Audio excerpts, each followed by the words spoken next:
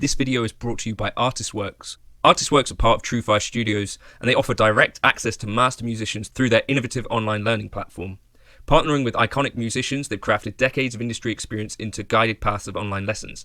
Crucially, there's an option to get personal feedback tailored specific to your playing via their unique video exchange. Get direct guidance towards your playing goals. You can use the code JNC40 to get 40% off of any of Artistworks courses.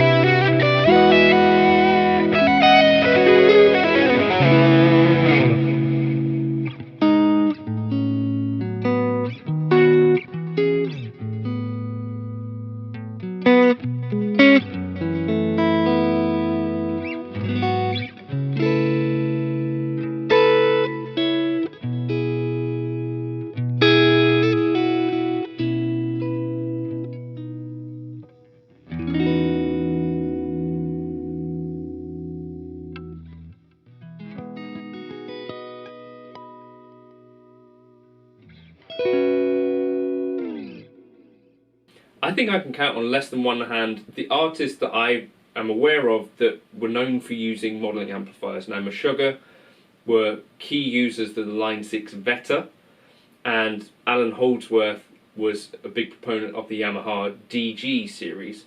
Aside from that, I can't really think of any artists particularly that are known for using, say, the latest offerings like the Boss Katanas or the Line 6 Catalysts. And even as far as the Fender Tone Master stuff, I'm not sure that I've heard particularly from artists actually using those. I wonder why that is. 5 reasons why you should buy a modelling amp over a tube amp was the name of this article that I saw on Guitar World. I wanted to kind of react to it and sort of look at it and kind of think about this. Now, I use digital products probably as much or more than anyone. I'm a huge fan of Line 6, Fractal Audio. You know, I've had Kempers and all this sort of stuff. And if you watch the channel regularly, you'll know that I'm absolutely on board with all that stuff. However, I thought this was a bit of a strange article in some ways, so I just wanted to go through it. Basically, it starts off talking about the war between modelling and tube amps. Every time we play a show with our band, at least one of the supporting acts has a fully digital rack unit or at least one modelling amp on their backline. It's happening often enough that we're beginning to question our own choice, especially after logging our heavy tube combo up those sticky venue stairs or being told by the engineer to turn it down for the third time. Right, so point one, that they say modelling amps are lighter, and they're saying that lugging a tube combo or head and cabinet is a labour of love. Now, you can get smaller heads that are absolutely not that heavy, and Neo cabs are definitely a thing now if you're into that sort of thing. And so I don't think actually, because modelling amps do tend to be a combo, you know, you're not necessarily making a huge saving. If you've got like for instance, my Mesa Boogie open back cab, that's not particularly heavy, and it even has a 9 kilogram speaker in it. And then you can take whatever head you want to. Now, it is the case that, of course, I've had a Lone Star 2x12 cab that was 32 or more kilos. Those are insane, but they do sound really good anyway. But so lightness, I do think in some ways it's often going to be the case that a modelling amp is lighter. Yes, but if you have a head and a cab, I think in most cases those are pretty light as well, especially like a head and a 1x12. Weight isn't so much an issue, or hasn't been for me there. If you're someone who has found that an issue, let me know in the comments. But I think the Catalyst is something like 14 kilos. My 1x12 cab down there is probably something similar. And then this head is, you know, not super light, but not super heavy either. The weight isn't massive. So they're saying here the Boss Katana weighs around 11.5, which is 1 kilo more than a Fender Pro Junior, and less than a bass breaker, which weighs 18.2. But a Fender Pro Junior is tube amp, lighter than that. So for sure, if you put a Neo speaker in some of these smaller tube combos, you can get in these modelling ranges anyway, right? And then they also brought in the Vox AC30 to compare as a 2x12, which weighs about 32 kilos. And agreed, those are heavy, but they do have two handles, so they're kind of giggable. Right, two modelling amps are cheaper. So Katanas and Catalysts are around the 200 and 250 pound mark, and then the Vox AC15 is their comparator, which is, you know, more like 700. Now this is the case, however, tube amps seem to hold their value in a way that modelling amps simply do not, for whatever reason. For that reason, I don't think you could necessarily think of an investment in, well, I say investment, but you know, investment in a modelling amp as safe as putting it into certain tube amps, particularly if you buy a used tube amp. You're probably never going to lose money on it if you know, buy it at a reasonable price. And in some cases, you know, tube amps increase in value, you know, if they're rarer amps or whatever. So I think, yes, modelling amps are cheaper, but they also deteriorate, diminish in value, depreciate, that's probably the word I was looking for, at a faster rate, I think, than tube amps. I think that's the case. Let me know in the comments if you disagree or agree. Point three, I think, is a really debatable one. It says that modelling amps are more reliable. Now, I don't know how many examples we've got of modelling amps that are still around from sort of the 60s and the 50s. The point really is that a valve amp is serviceable, and in general, people are able to kind of make repairs on those. The modelling amp side of things, that's not really the case. And particularly for me, the build quality of the Catalyst, I don't think is up there with some of the tube amps. You know, Mesa Boogie, for instance, are the things that I've got most experience with, but I've seen Two Rocks and stuff like that. Expensive amps. But yeah, I don't think the quality of the build quality of the Catalyst is up there at all. I've not taken it out of the house too much, but each time I did, it came back with a little scar, a little wound or something.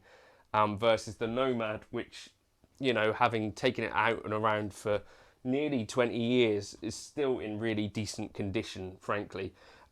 As well as, you know, what happens when your modelling amp has something go wrong with it. I think we can all look at examples of things like the Line 6 DT, the Bogner kind of thing. You read about people that have had issues with those, and then sometimes it's more costly to repair those than it is to even just replace the amp altogether. Tube amps are still serviceable by most folks if they're, you know, a classic circuit. This also reminds me of the Fender Princeton recording amp, which is a tube amp, but it's got one specific part on it that used to go wrong an awful lot. And this is kind of, to me, seems like the sort of thing that's going to happen with modelling amps, where they might have these parts that are really difficult to get hold of, whether they're even serviceable at all, because they might just be all on a kind of circuit board, which is, I don't know, surface mount or whatever. Yeah, I just don't think modelling amps are more reliable. I don't think there's been enough time to really know if that's the case. Whereas tube amps, they are still going from back in the day. Yeah. Point 4, modelling amps don't sound that different from tube amps. Part of the argument is that the majority of your audience can't even tell the difference between single coil pickup and humbucker. To me, that's not a great argument, because that's not the reason that we do it. I think the reason that we choose the gear and make the choices that we do are for us more than the audience, and it's getting ourselves to a state where we're comfortable. So, you know, if you're more of a single coil or humbucker guy, the person in the front row doesn't care, but you care, and you can tell the difference, presumably. Equally, I do think modelling amps have been pretty good for quite a while. So if you think about like the Flex Tone, you think about things like the Line 6 Veta, and yeah, there are examples of good modelling amps. I don't think in many cases there are that many people that are totally convinced that they sound as good as tube amps. Now, let me know again if you disagree with that or agree with that. But I think in general, the consensus would generally be towards tradition. And in a blind test, maybe we wouldn't notice, but you know, when it says Line 6 or Boss on the front of it, do we really hear the same thing?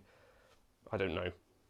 And then point 5 was modelling amps are available in pedal format, so like the HX Stomp. So I do use those. The thing that seems to me is that it was at one point the case that a modelling amp was kind of the flagship. So if you think about the Line 6 Veta, I think that even had amp models that were ahead of the Pod at the time, and I think those eventually made their way to the Pod XT. I think it goes something like that. And the Line 6 Veta was kind of their key product. Whereas now the Catalyst sort of sits at the bottom of Line 6's line, and I think for people to truly make this leap into the digital world, you want something which kind of is at the flagship level. So for me, for instance, I could imagine that if Fractal, for instance, put their FAS amps into some sort of digital modelling amp format, that could be a really huge thing. But until someone does that again at the kind of higher level, I wonder if folks are always going to have a little bit of a sniffy view towards the modelling side of stuff. The other thing is that if you take modelling out of the equation altogether, there are solid state amps that people have, you know, got on board with, from Randall, the Roland JC120. So if you take the modelling part of it out, solid state amps are a thing and have remained a thing. I think even DV Mark make a bunch of them, Quilter. So if you stop the thing trying to be another thing, sort of people are potentially going to be more on board with that, because then you're no longer making sort of comparisons to what it should sound like. It's just what it is.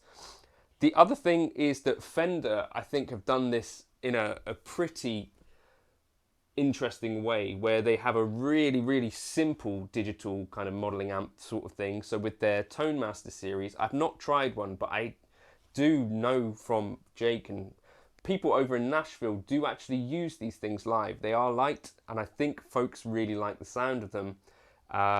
And they've gone for the approach of less is more, essentially. So if we're modelling a Princeton amp, we're going to try our best to make it look like a Princeton. We're not going to add any extra controls that wouldn't be on a Princeton.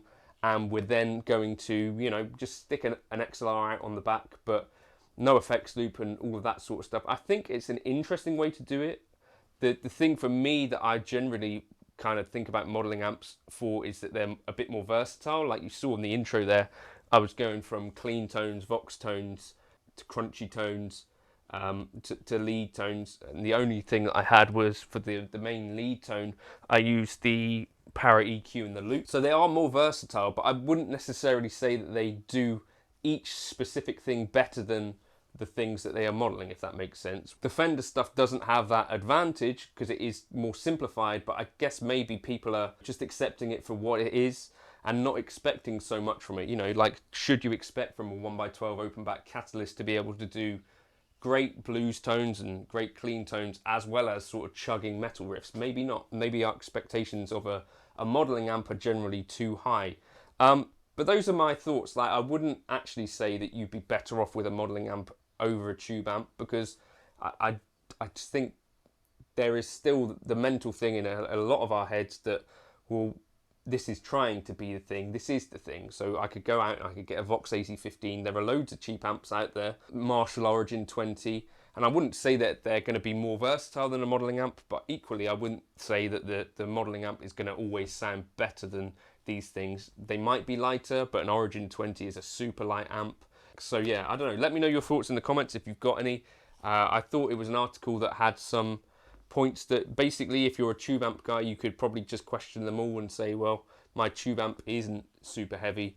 I've already got it, so I don't need to make an additional expense. I think it sounds better than the modelling amp.